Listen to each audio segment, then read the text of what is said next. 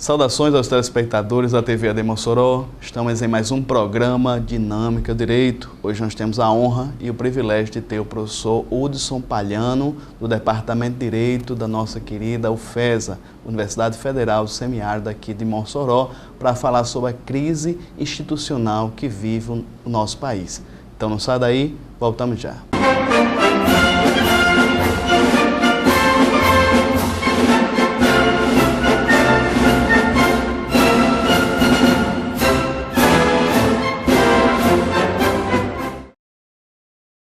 Estamos de volta para o primeiro bloco da nossa conversa com o professor Hudson Palhano. Nós falamos, professor universitário da nossa querida UFESA. Professor Hudson, seja bem-vindo ao programa Dinâmica Direito. Muito obrigado, Brasil. Professor Hudson é natalense, tem mestrado, está fazendo seu doutorado em Lisboa. Logo teremos mais um doutor aqui na nossa UFESA. Doutor Hudson, a temática é bastante pertinente. Há uma crise moral, uma crise política, mas o que mais nos preocupa é a crise institucional no nosso país. Realmente nós estamos numa situação muito delicada, né? Que não é de hoje, já vem de um tempo atrás e foi se agravando, não é, com o passar dos últimos anos.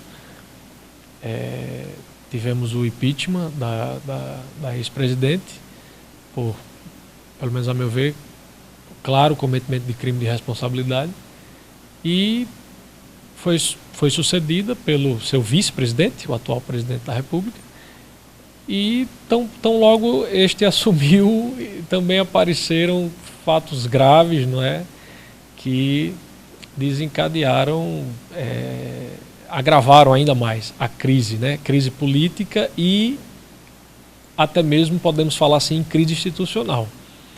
Porque, pelo que nós percebemos, os cidadãos, né, brasileiros, a nossa sociedade já não tem mais nem paciência nem esperança que os nossos ilustres, né, representantes resolvam os problemas que eles próprios criaram, mas que a nossa sociedade também tem a sua parcela de responsabilidade.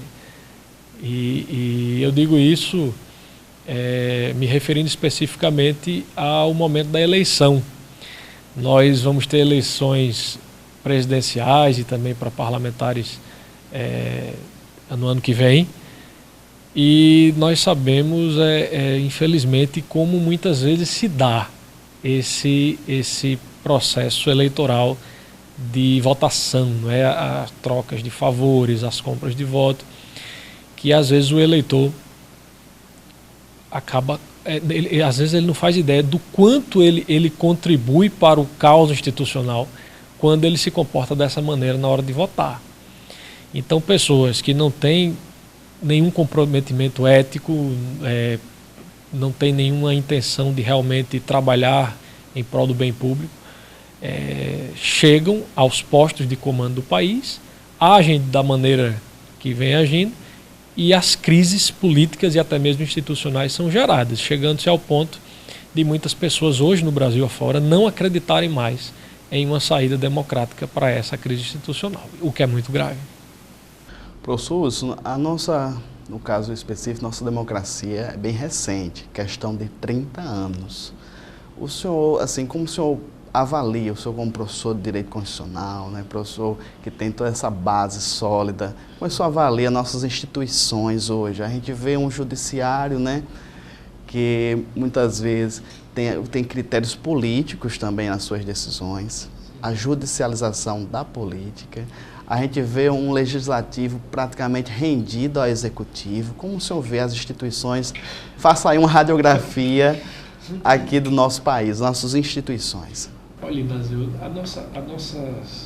as nossas instituições, elas, para funcionarem bem, elas precisariam serem preenchidas por pessoas que chegaram lá bem, com legitimidade, com apego moral, com vontade de dar a sua contribuição ao país, né? Quando na realidade, isso não acontece. Então, a relação entre os poderes, isso é muito grave, como você pontuou aí, a relação entre o nosso poder judiciário e o poder legislativo, entre o legislativo e o executivo, lamentavelmente, o que nós podemos perceber aí nesse contexto dessa mega operação, né, que é a Lava Jato, nós podemos perceber que as relações ocorrem de maneira espúria. Elas ocorrem de uma maneira muito triste, muito lamentável. Então, quando os poderes, né, o poder executivo, o poder legislativo, o poder judiciário, se relacionam nesses termos, né, na base da troca de favores, do toma lá da cá, e também do ponto de vista jurídico, constitucional mesmo, com uma gravíssima usurpação de competências, né, que muitas vezes, até nós que somos da área de direito, né, muitas vezes eu sempre digo isso aos meus alunos, nós que somos da área do direito, nós tendemos muitas vezes a ver com bons olhos certas usurpações de competências do Poder Legislativo, que sobretudo o Supremo tem feito nos últimos anos, né? E nós tendemos às vezes a ver com bons olhos isso, porque nós como profissionais da área do direito atuamos através do Poder Judiciário, como advogados, como enfim, membros do Ministério Público, como magistrados, como professores de direito que vão formar futuros advogados e futuros... Então, e nós sabemos que os magistrados são realmente muito preparados e tudo, mas existem limites ao exercício de atribuições, de competências. E esses limites existem nos termos da Constituição Federal de 88, justamente para que não haja o quê? Concentração de poder e estabelecimento de tiranias, de ditaduras, de regimes totalitários. É por isso que o poder é dividido. Então, não se pode ver de maneira alguma com bons olhos esse tipo de conduta que, lamentavelmente, o Supremo Tribunal Federal tem adotado nos últimos anos, uma postura de verdadeiro ativismo judicial, querendo fazer às vezes do Congresso Nacional, sem ter sido eleito por ninguém para isso. Né? Nós sabemos como o Supremo é formado, como a Corte é formada. O presidente da República indica uma pessoa que é sabatinada pelo Senado, e essa pessoa, uma vez sendo aprovada na sabatina pelo Senado, vai ocupar uma cadeira do Supremo vitaliciamente, até se aposentar na compulsória. Mas a sua missão constitucional é muito clara, como dizia Oswaldo Aranha Bandeira de Melo, pai de Celso Antônio Bandeira de Melo, administrativista. Eu, inclusive, dou aula de direito administrativo, mas como a professora Maria Silvia de Pedro diz, não se pode pensar o direito administrativo nunca sem ter justamente essas reflexões de direito constitucional, né? Nosso mestrado lá na UFRN, muito focado no estudo de direito constitucional, o doutoramento também. Mas então, as competências do Supremo, elas são estabelecidas na Constituição e claramente o artigo 102 define que o Supremo ele deve funcionar como guardião da Constituição e não como seu novo redator. De maneira alguma, sob pena de uma subversão total do regime democrático estabelecido pela Constituição de 88. Lamentavelmente, enfim, com toda a vênia, todo respeito, mas lamentavelmente, nós chegamos ao ponto hoje em dia de ver o ministro Luiz Roberto Barroso, por exemplo, dizer que o Supremo Tribunal Federal não deve ser visto só como um tribunal constitucional, deve ser visto como uma espécie de vanguarda iluminada. Ora, as vanguardas iluminadas que se estabeleceram no mundo, a história nos mostra, foram responsáveis por grandes tiranias e, enfim, genocídios e regimes totalitários que não tem nada a ver com a democracia estabelecida pela Constituição de 88. Então, isso é um ponto, não é? Outro ponto é essa relação espúria entre o nosso poder legislativo e o poder executivo. Ora, sempre que tem uma votação importante a ser feita, o poder executivo libera grandes quantias de recursos do orçamento para, enfim, não há outra palavra, né? Comprar consciências no Congresso e isso é péssimo, é algo realmente que atenta contra uma situação política saudável, né? Então, os nossos poderes se relacionam assim, dessa forma. Recentemente tivemos situações que o Poder Judiciário, novamente, a meu ver, exorbitando suas competências, determinou a prisão de parlamentares. Muitas pessoas aplaudiram, ficaram felizes. Por quê? Porque o nosso povo já está cansado, já tá sem esperança. Então, quando vê um corrupto ser ejetado do Congresso Nacional, fica feliz. Mas nós que somos da área do direito temos que nos perguntar sempre, mas o Supremo tem competência para fazer isso? Ou ele está usurpando, ele está exorbitando, não é?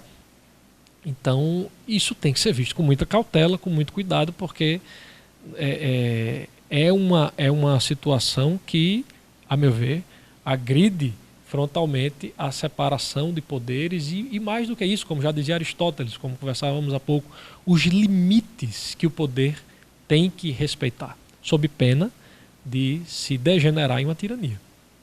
Professor Hudson Palhano, professor universitário aqui do Departamento de Direito da nossa querida UFESA, está falando aqui, estamos comentando sobre a crise institucional que permeia o nosso país. Professor Hudson, no próximo bloco, vamos falar sobre alguns casos concretos, né, desses embates entre as instituições. Então não sai daí, voltamos já.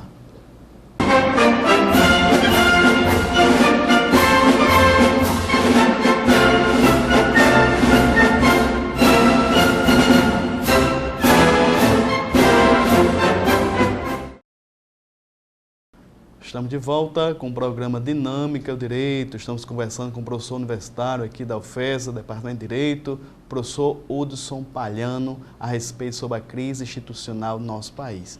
Professor, segundo bloco, vamos comentar alguns casos concretos.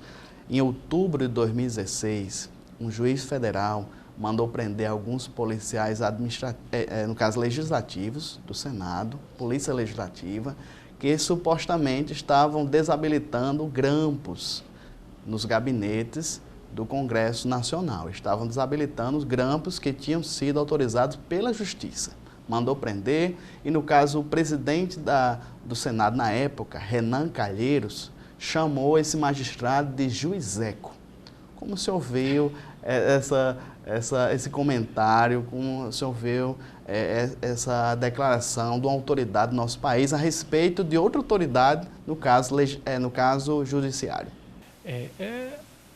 É algo lamentável, né, Nazil? Assim, o presidente do Senado, no caso, esse senhor, né, que você mencionou, o senador Renan Calheiros, à época presidente do Senado, o presidente do Senado, ele é uma das autoridades mais importantes do país, não é? Ele é o presidente do Congresso Nacional, não é?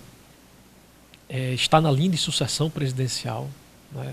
Dos primeiros, dentre os primeiros, e faz uma declaração extremamente infeliz como essa, que em nada colabora com o aperfeiçoamento institucional do nosso país. É um desrespeito muito grande com o magistrado que estava cumprindo seu dever, né? E algo realmente que não pode ser visto com bons olhos de maneira alguma, porque é como dizíamos há pouco, não é? Cada membro de poder tem a sua missão constitucional. Você veja que uma ordem judicial, ela tem necessariamente, né, que estar fundamentada no direito posto, né? Ela precisa de uma fundamentação deontológica, né?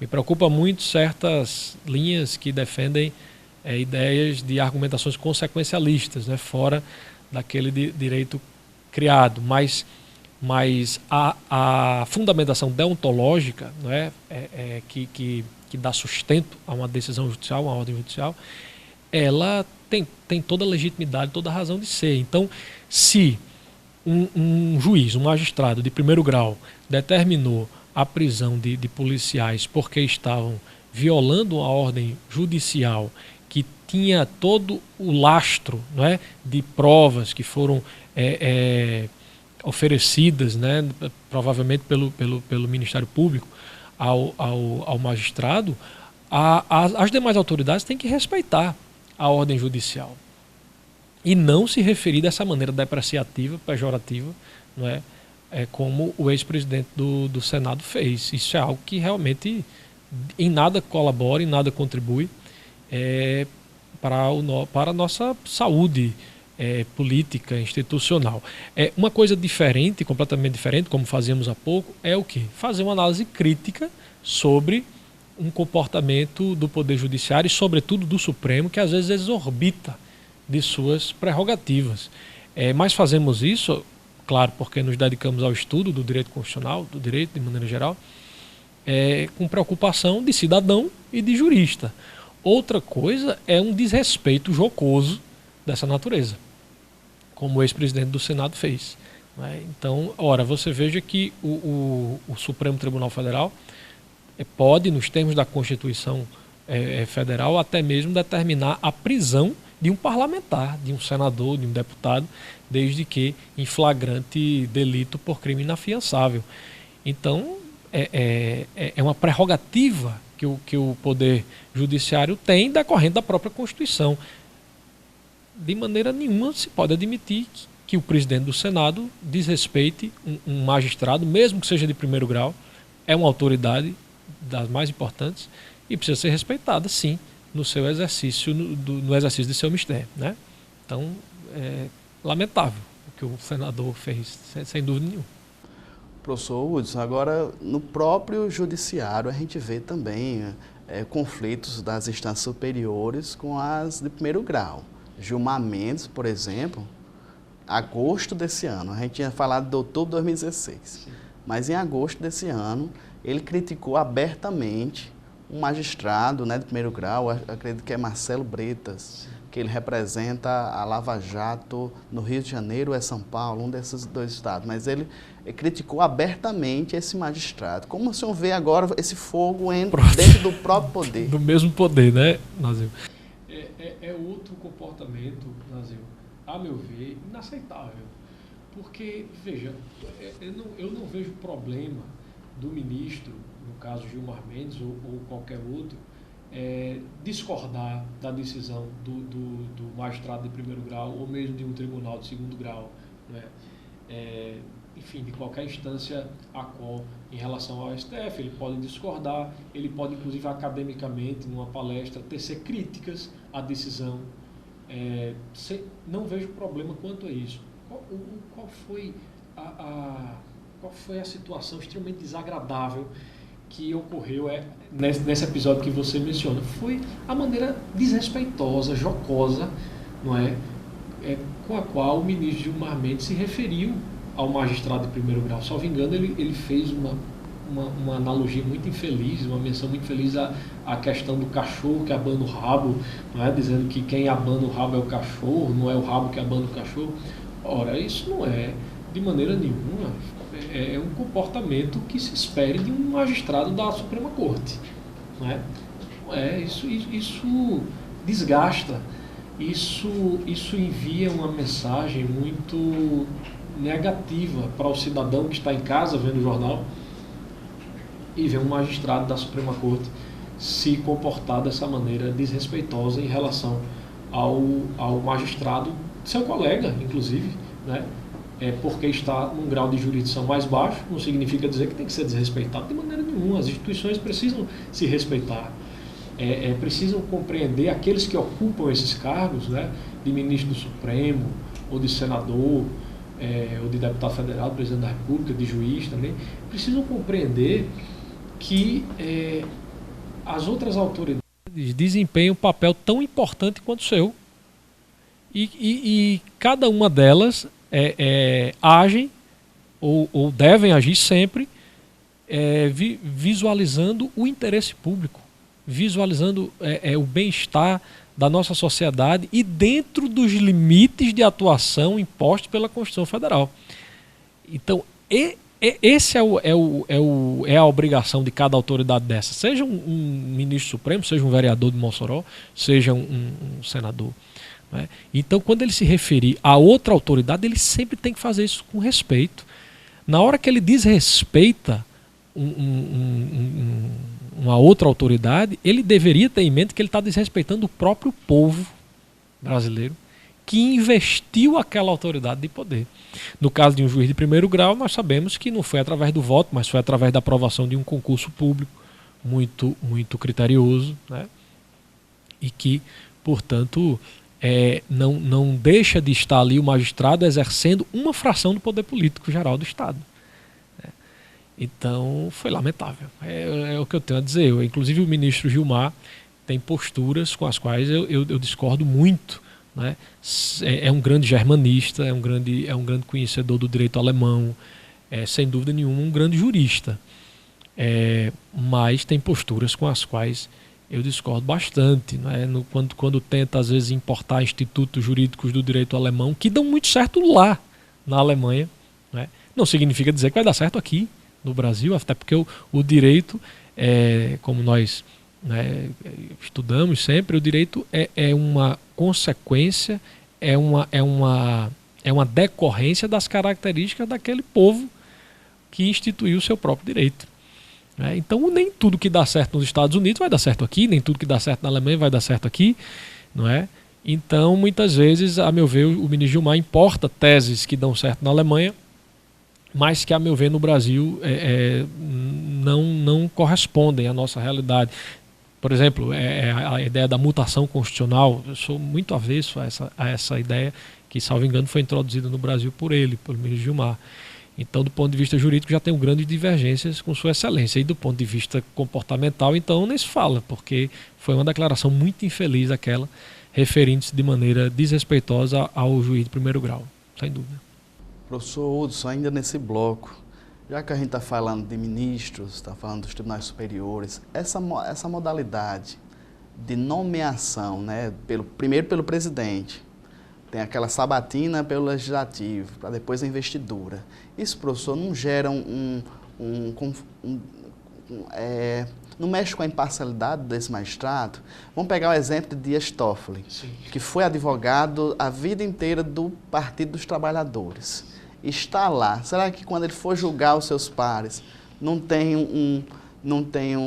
vai ser tocado a sua parcialidade? Olha, Inácio, eu acredito que sim. Né? Não só o ministro Dias Toffoli, como também o ministro Ricardo Lewandowski, que tem grandes relações pessoais. Alexandre de Moraes era ministro do atual presidente. Então, inclusive, o ministro Alexandre de Moraes, né, salvo engano, ele teve que...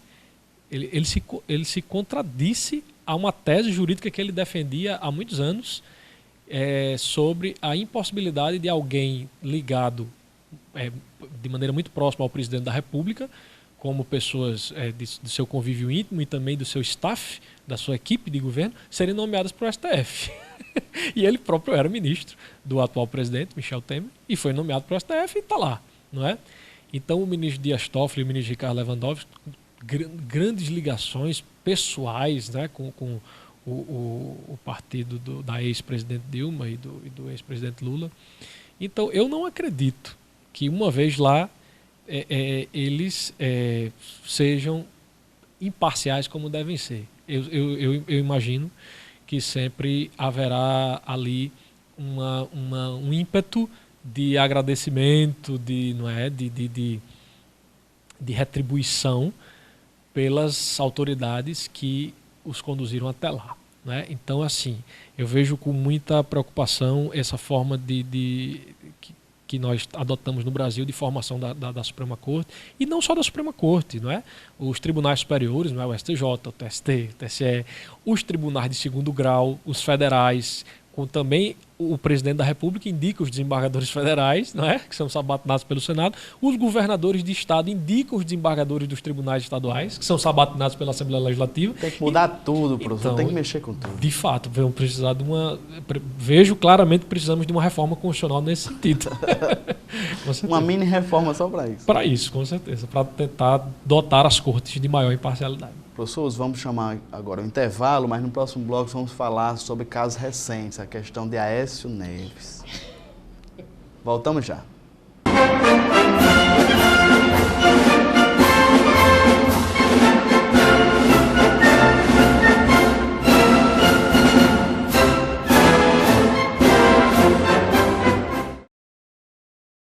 Estamos de volta com o programa Dinâmica e o Direito. Estamos com o professor Hudson Palhano, professor universitário aqui do Departamento de Direito da UFESA, para falar sobre a crise institucional que vive o nosso país. Professor Hudson, agora recentemente, no mês agora de agosto, salvo engano, Aécio Neves, né, vieram à tona áudios na qual ele conversava, solicitando dinheiro, né, dos batistas, empresários aí do ramo bovino do nosso país. E agora, professor, ele foi afastado, teve uma liminar que afastou ele, inclusive colocou uma espécie de prisão domiciliar. Ele não podia sair de casa, não podia, a questão de telefonemas. E como se ouviu essa situação? O senador da República, nesse tipo de contexto, pega numa investigação grave e com questões, acusações gravíssimas, ele é afastado, no caso, um magistrado lá foi afastado por liminar e depois o STF, né, o Pleno, diz, não, a competência é do Senado Federal. Veja, Nazil, nessa questão aí do senador Aécio Neves, primeiramente, eu quero dizer que não tenho nenhuma simpatia pelo senador, nenhuma, de maneira alguma, nem por ele, nem pelo partido dele, nem pelo... Porque veja, diante do entendimento jurídico que eu vou apresentar aqui, pessoas de ímpeto mais assodado, né, podem fazer uma interpretação errada, né, dizer, porque o professor é simpático do senador, do partido dele, de modo algum, não sou mesmo.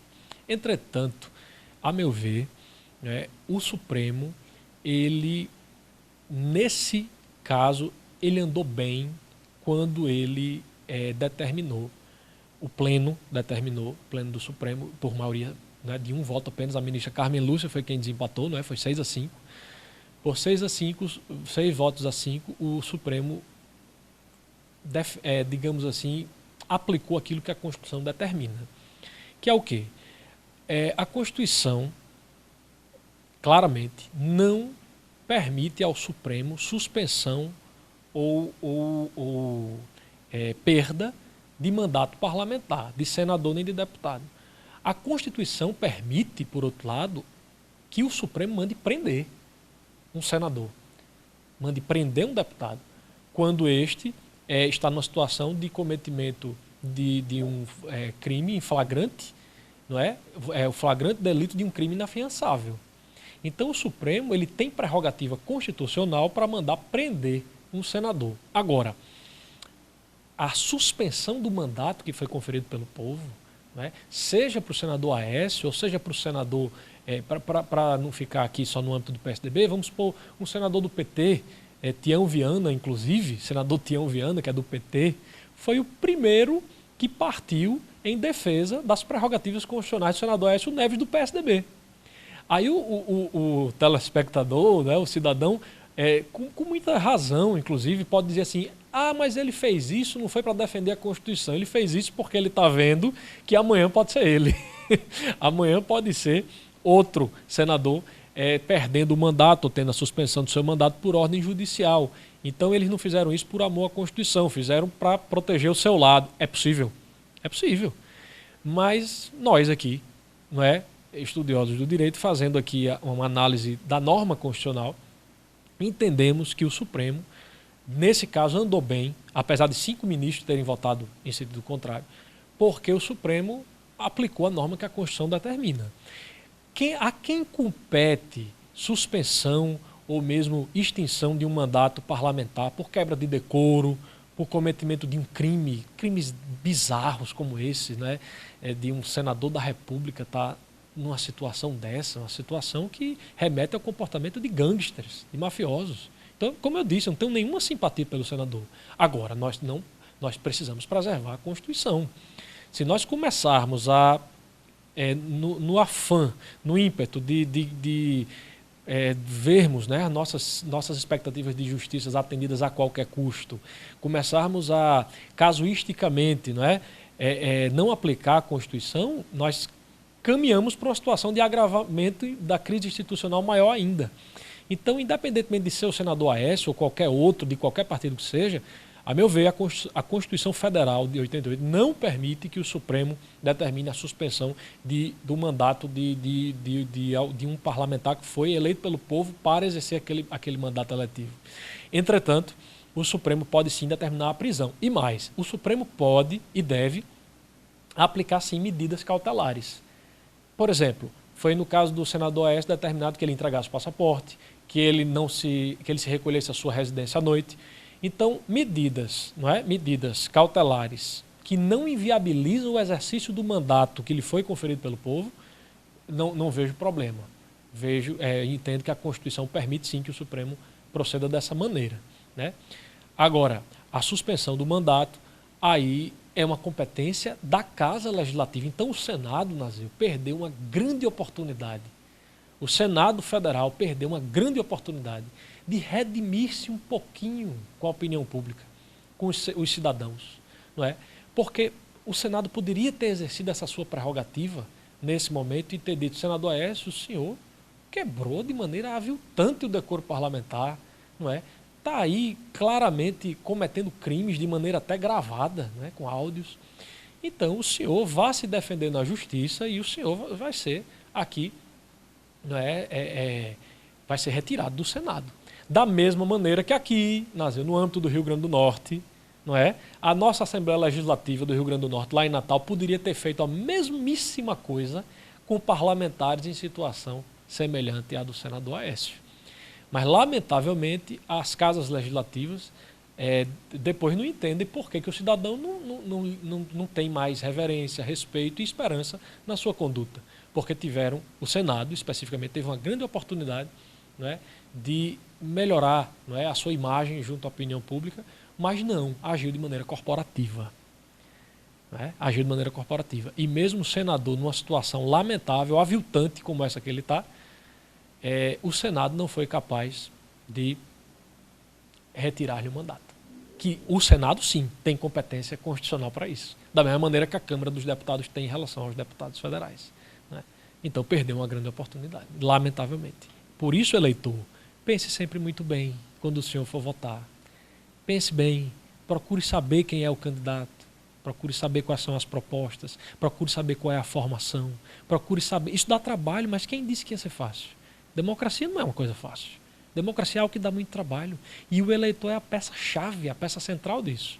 Mas se o eleitor insistir em mandar lá para o Senado os Aécios Neves da vida, né, os Delcídios Amarais da vida, do PT, do PSDB, de qualquer partido que seja, lamentavelmente, infelizmente, nós não vamos ter uma instituição política se comportando da maneira que nós queremos e merecemos. Porque somos nós, cidadãos, que temos o poder, em decorrência do artigo 1º, não é? Nós que conferimos poder a essas pessoas para nos representar e não para fazer o que eles fazem. Então, nós temos poder, precisamos exercer bem na hora de votar. Essa é a conclusão que eu poderia chegar nesse momento. Dá trabalho, mas o cidadão, o eleitor, precisa querer fazer isso. Não é verdade? Em um momento de crise como essa, eu ainda percebo nas suas palavras, professor, um pouco de esperança. Por esperança no povo brasileiro. Quando é que esse povo vai acordar? Eu queria deixar, professor, assim, essa injeção de ânimo para o próximo bloco, mas agora ainda, nesse bloco, professor, a gente percebe que as prerrogativas não é da pessoa do Aécio. Sim, é do cargo, da função que ele está investido, senador da República, deputado, ele precisa de um suporte, uma segurança jurídica para poder falar em nome do povo e do seu eleitorado. Mas muitas vezes, professor, essas prerrogativas são usadas como um escudo de impunidade. Como o senhor, ainda nesses poucos minutos desse bloco, o senhor percebe isso utilizado em prol da pessoa dele para se proteger de denúncias, de conselho, da questão da própria ética? Olha, Nazil, eu vejo de uma maneira triste, não é? Porque é como você disse perfeitamente, as prerrogativas são do cargo, não é da pessoa, não é?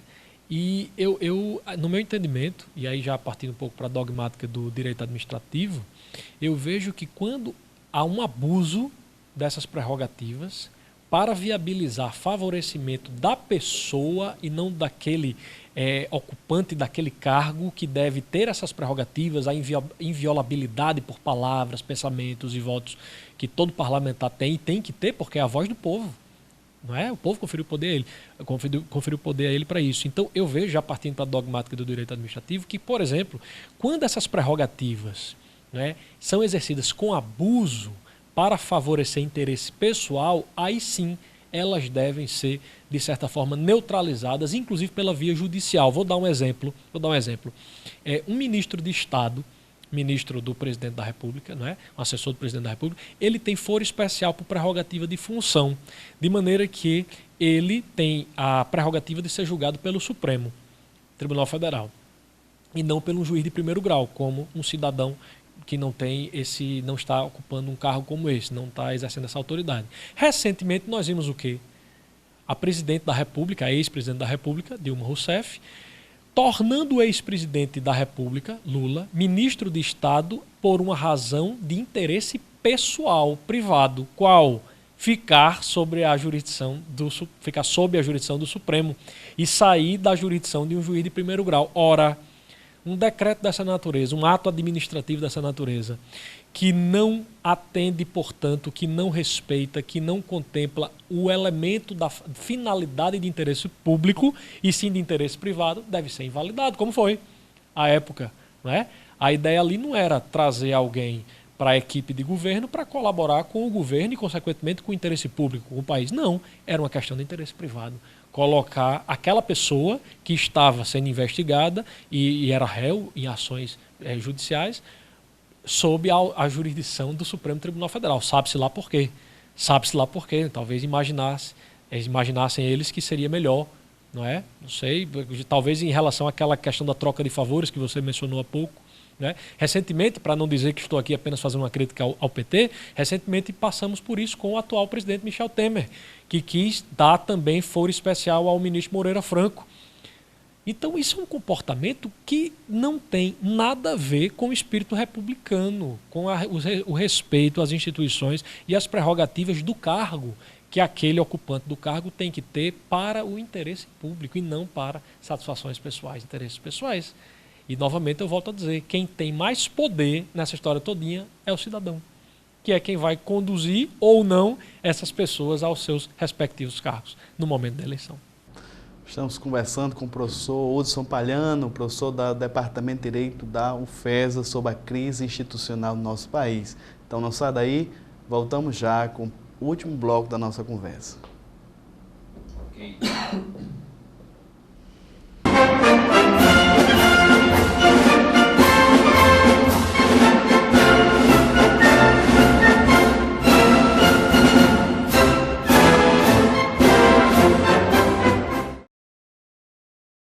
Estamos de volta no nosso quarto e último bloco da conversa com o professor Hudson Palhano, Departamento de Direito da UFESA.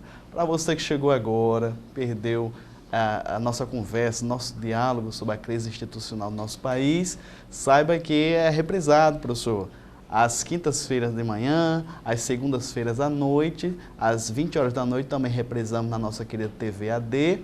E semanalmente a gente joga nossos vídeos no YouTube, nas nossas redes sociais, e você, meu caro telespectador, pode ter acesso a esse banco de vídeos, esses nossos arquivos. São mais de 66 vídeos somente do Dinâmico Direito. A equipe da UFESA já esteve aqui, eu acho que 6 a 8 professores nos ajudando, o pessoal da UERN, da UNP, estão abraçando o Dinâmico Direito, e como nós falamos aqui, estamos concluindo nossa conversa com o professor Hudson. Professor, a crise é patente, não temos como negar, mas o senhor que vive na academia, que ensina esse labor diário no magistério, como o senhor vê modelos, recursos, reformas, não sei, como é que a gente pode sair dessa crise tão grande nas nossas instituições?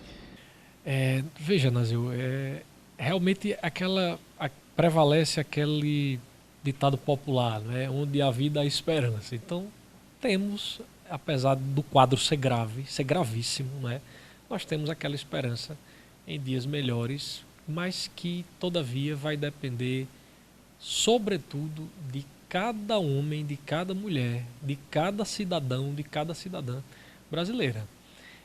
Não há sistema político perfeito, não há reforma política perfeita. Passamos recentemente por uma reforma política, não é, que, a meu ver, me trouxe muita tristeza.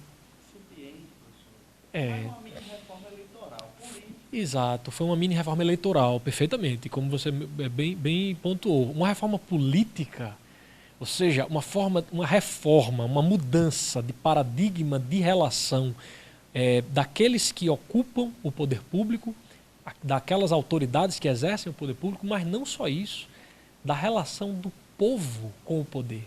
Como é que o nosso povo se relaciona com o poder? É uma relação saudável? A meu ver, não.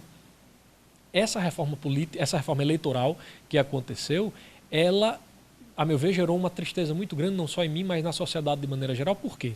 Porque ela simplesmente, dentre algumas regras que foram positivas, por exemplo, a proibição de recursos de computação gráfica muito rebuscados, muito caros. Isso é algo bom, porque uma campanha eleitoral tem que ser feita, sobretudo, com propostas, com serenidade, com sobriedade, e não com pirotecnia, não é? Então, isso foi algo positivo. O estabelecimento da cláusula de desempenho, cláusula de barreira também, para que os partidos tenham necessária representatividade na sociedade para poder atuar. Não é? Ou seja, partidos muito pequenos que não têm essa representatividade e acabavam muitas vezes funcionando como as chamadas legendas de aluguel. Agora já vai ter, de certa forma, talvez um freio para isso. Mas, em compensação, essa reforma eleitoral criou o famoso fundão, um fundo especial com bilhões de reais para financiar campanhas eleitorais. Ora, francamente, Nazil, o cidadão brasileiro que paga uma carga tributária altíssima todos os dias e que sofre com serviços públicos precários, de segurança, então, nem se fala, mas também de saúde, mas também de educação. Será que o cidadão brasileiro, que é quem paga as despesas do Estado brasileiro, não preferia ver esse dinheiro, esses recursos, esses bilhões de reais aplicados em algo que fosse mais importante para a sua vida do que para estar financiando campanha eleitoral? Eu não tenho a menor dúvida. Se nós sairmos aqui às ruas, formos ao centro de Mossoró e perguntarmos a 100 pessoas, a 1000 pessoas, onde o dinheiro público deveria ser investido prioritariamente, 100% ia dizer na saúde, na educação, na segurança e não em financiamento de campanha eleitoral. Não é? Então, foi com muita tristeza que recebemos essa notícia da reforma eleitoral nesse aspecto. Né? E, passando a reflexão para a reforma política, não é? Eu vejo que a reforma eleitoral, triste nesse aspecto, ela é decorrente da necessidade de uma reforma política que ainda não veio e que, para vir, vai depender de cada um daqueles que estão nos assistindo agora. Não resta a menor dúvida, já dizia Alexis de Tocqueville, num livro chamado Da Democracia na América, que o apego moral, não é, a vida correta, nas pequenas atitudes, nos pequenos gestos, não é, que existia naquele tempo, no século XVIII, e ainda há, de certa forma, nos Estados Unidos. Dizia ele, Alexis de Tocqueville, aquilo seria... Ele fez uma profecia. Ele disse, esse país, pelo apego moral que tem, cada pessoa, né, pelos valores cristãos que cultivam, pelos recursos naturais que esse país tem, vai ser a grande potência do futuro. Ele disse isso no século XVIII. Hoje vemos os Estados Unidos o que representa, né? Então, um povo desapegado, um povo desprovido desse cuidado na sua vida pessoal e na sua relação com o poder público, e, infelizmente, invariavelmente, terá uma estrutura de poder político tal qual essa que nós temos, que gera muita tristeza, que viabiliza a corrupção, que faz o cidadão não se sentir representado, mas perceba, parte dele, do cidadão. Então, a grande reforma política que pode acontecer no nosso país é o cidadão, na sua vida privada, pensar, olha, eu preciso agir de maneira correta, mesmo que ninguém esteja vendo, mesmo que não haja o risco de eu ser punido. Então, isso ocorre no nosso dia a dia. Por exemplo, quando eu vou estacionar o carro e não estaciono na vaga do idoso, do cadeirante, quando eu não compro DVD pirata, por exemplo, quando eu recebo uma multa de trânsito e pago a multa e aquilo serve para que eu reflita uma maneira melhor de me conduzir nas vias públicas, e não como muitas vezes as pessoas de maneira geral pensam em dar um suborno para o guarda, etc. E o que é crime, diga-se de passagem, né? Não só é imoral, como é ilícito. Então, São nessas pequenas atitudes que cada cidadão pode dar a sua contribuição a uma grande reforma política. E que vai partir justamente do cidadão e não da lei, e não da reforma legislativa.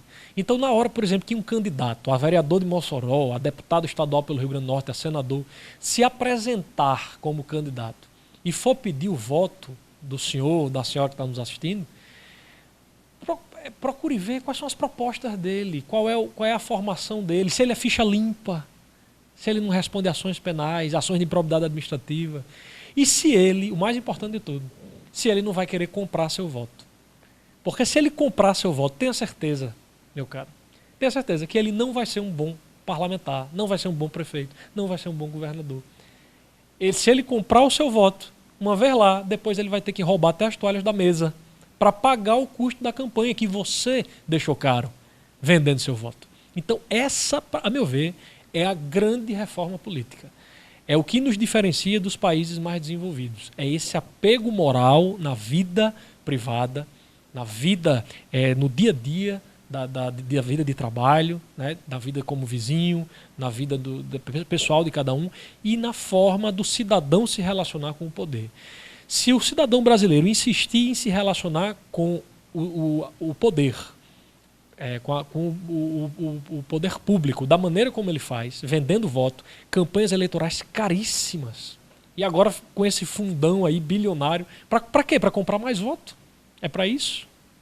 Então, na hora que o cidadão decidir não vender mais o seu voto, aí eu não tenho a menor dúvida que pessoas que podem fazer um grande trabalho no parlamento, no Senado, na Câmara, na Câmara dos Deputados, na Câmara dos Vereadores, na Prefeitura, vão chegar a esses lugares. Né? E aqueles que se comportam de maneira imoral, depravada, ilícita, ficarão fora. E essa vai ser a grande reforma política. Então a grande reforma política não depende da lei, não depende de uma reforma constitucional, depende sobretudo do cidadão eleitor, que deve querer ter trabalho, querer votar de maneira adequada, querer analisar quem é aquela pessoa que está se apresentando. Democracia dá trabalho. E se nós não quisermos ter esse trabalho, aí pode até ser que a crise institucional se agrave mais e acabe-se, digamos assim, a nossa jovem democracia, não é, capitulando. E nós, de repente, sendo instaurado um novo regime de exceção. Porque muitas pessoas já pedem por isso. Já pedem por isso. E quando a violência bate a porta da nossa casa, como vem batendo, não é, autoridades da República, autoridades do município, autoridades do Estado, que são envolvidos com tráfico de droga, já ouviu falar sobre isso, Nazil? Com certeza. Infelizmente. Isso é uma loucura, uma excrescência. Nunca um país poderá viver de maneira saudável nesses termos. Jamais. A crise política será recorrente. Ela vai ocorrer sempre. Isso depende, sobretudo, do cidadão. Quando vai votar?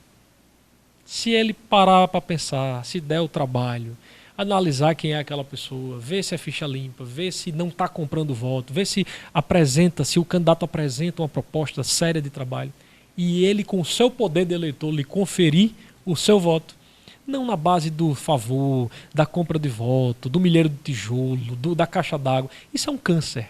O ovo da serpente, da corrupção, da crise política e da crise institucional, para concluir, eu lhe diria isso. É o momento do voto, da eleição. Se o eleitor vender o seu voto, nós teremos sempre esse cenário de calamidade, pobreza e crise. Grandes palavras aqui do professor Hudson Palhano, reflexões aqui para 2018 que se aproxima. Professor Hudson, em nome da TVAD, pastor Wendel, irmão Adriano Freitas, toda a nossa equipe, o meu muito obrigado pela sua participação. Eu que agradeço, Nazil, demais ao Dinâmica do Direito, a você, a toda a equipe, e estou inteiramente à disposição para sempre podermos fazer essas análises e conversar sobre o nosso país, né, sobre a nossa realidade. Porque se nós não cuidarmos e amarmos, né, com verdadeira devoção a nossa terra, ninguém o fará.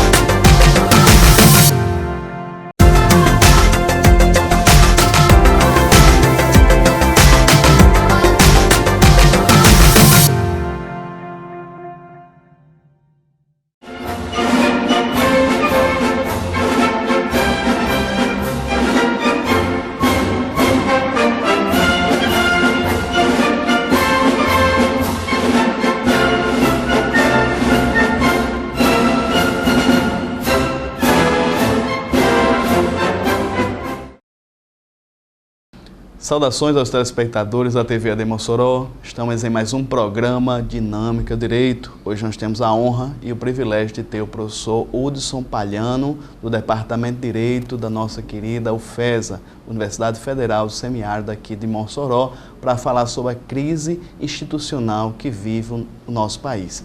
Então não sai daí, voltamos já.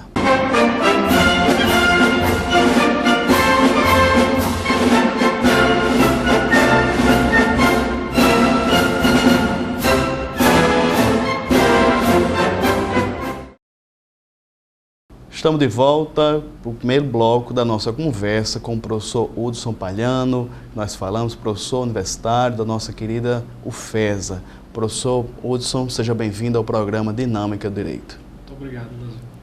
Professor Hudson é natalense, tem mestrado, está fazendo seu doutorado em Lisboa. Logo teremos mais um doutor aqui na nossa UFESA. Doutor Hudson, a temática é bastante pertinente. Há uma crise moral, uma crise política, mas o que mais nos preocupa é a crise institucional no nosso país.